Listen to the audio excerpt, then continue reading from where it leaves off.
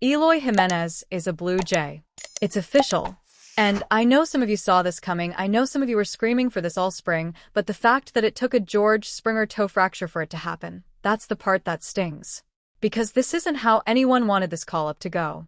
Nobody wanted to be sitting here talking about another injury to another core piece of this roster. But here we are, and now we have to talk about what this actually means, because the implications here go way beyond just swapping one outfielder for another. This changes the lineup construction. This changes how opposing managers are going to approach this team, and it reopens a conversation about roster decisions that this front office is going to have to face head-on whether they're ready to or not. Let's start with what we know. Past midnight, Mike Rodriguez reports that Eloy Jiménez has been called up to replace George Springer, who suffered a fractured left big toe in the bottom of the third inning. Springer played a little bit after the injury happened, which, respect, that's a tough dude, but after the game John Schneider confirmed the CT scan, the probable small fracture, and that was that. Now, the Blue Jays actually have an open roster spot, so they don't even necessarily need to put Springer on the IL to activate Jiménez. They can just add him. That's where things stand roster construction-wise. But here's what I want you to focus on. Here's the thing that actually matters right now. The last time Eloy Jiménez was on a major league roster was 2024. He spent the entire last season in AAA. The whole year. For a guy who was putting up legitimate star numbers in the early 2020s, a guy who people genuinely believed was going to be one of the best power hitters in the American League, spending a full year in AAA is humbling. It's a reset. And the question that everyone in that clubhouse, everyone in the front office, and honestly every Blue Jays fan watching right now has to be asking is this a different Eloy Jiménez? Because if it is, this team just got a whole lot more dangerous.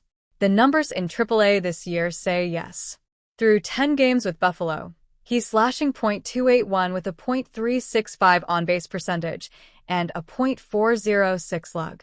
The OPS sits at .775.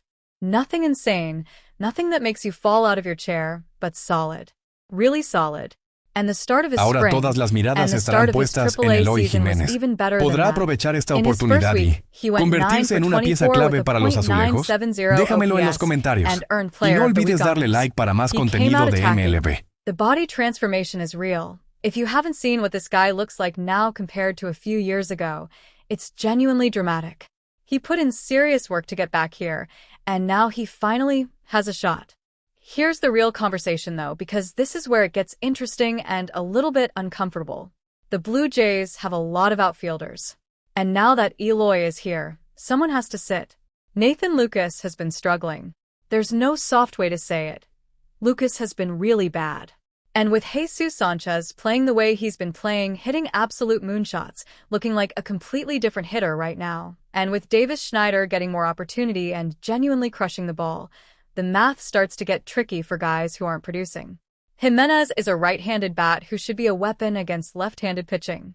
If he comes up here and proves that if he goes out and mashes lefties the way he's supposed to, this roster starts having a very real conversation about who goes down. And that conversation might come sooner than some people expect. Now I also want to address something, because I saw plenty of people in the comments on my last video saying the Blue Jays should have called up Yohendrick Pinango instead. And look, I get it. Pinango's numbers over his last 10 games? 1,000 OPS. That's not a typo. He has been absolutely on fire lately. He's a legitimate prospect with real upside, and there's an argument to be made. But here's the thing, Pinango is still a prospect. He's still someone this organization needs to be careful with in terms of development, in terms of service time, in terms of not rushing him into a situation before he's truly ready. Eloy Jiménez is a veteran. He's been in the big leagues. He's had major league success. He knows what's at stake. And if you're putting him on a bus back to Buffalo after letting Pinango get the call instead, you might be having a very uncomfortable conversation with a guy who's been working for months to earn his way back. That's not a small thing. Veterans know when they're being passed over, and it matters. But let's zoom out for a second, because I don't want this video to just be about one call-up. The bigger picture here is that this Blue Jays season has been an absolute gauntlet of injuries, and nobody is pretending otherwise. Kirk is out. Springer is now out. Barger is on the IL. Santiago is out. Jose Berríos. Shane Bieber. Cody Ponce. Battenfield. I could keep going. You look at the combined war sitting on that injured list right now, and it makes your stomach hurt a little bit. This team on paper, when healthy, should be competing for the AL East title. They should be right there. But you can't compete with your best players watching from the training room, and that's the reality right now.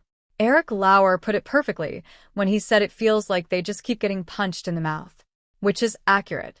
But also, Lauer himself has been rough. He was throwing 89, 90 miles per hour right down the middle yesterday. Gave up a home run to Trevor Larnach, lefty on lefty, which might be only the second or third time in Larnach's career that's happened. When your starting pitching is giving up those kinds of runs while your lineup is missing half its key pieces, you're playing with fire every single night. The light at the end of the tunnel is that Trey Savage is getting close. Bieber should be back within a couple of weeks.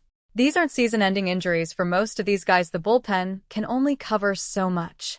And when Bieber gets healthy and starts eating innings again, when the rotation stops having to piece together 5 and 6 innings every other start, this whole situation looks a lot more manageable. Vladimir Guerrero Jr. said something that really landed the right way. He said it's not the NBA where one guy scores 45 points. Everybody in the lineup has to do his job. And that's exactly the mentality this team needs right now. Nobody is coming to save them. Vladdy can't carry a 9-man lineup by himself. The question is, how much ground do you lose before that happens? Eloy Jiménez getting called up today is the right move. Whether it came in the right circumstances is a whole different conversation. But he's here now, he's earned it, and this is his shot. Drop in the comments. Are you excited about what Eloy can bring to this lineup? And are you in the camp that would have called up Penango instead? Let me know. I'll see you in the next one.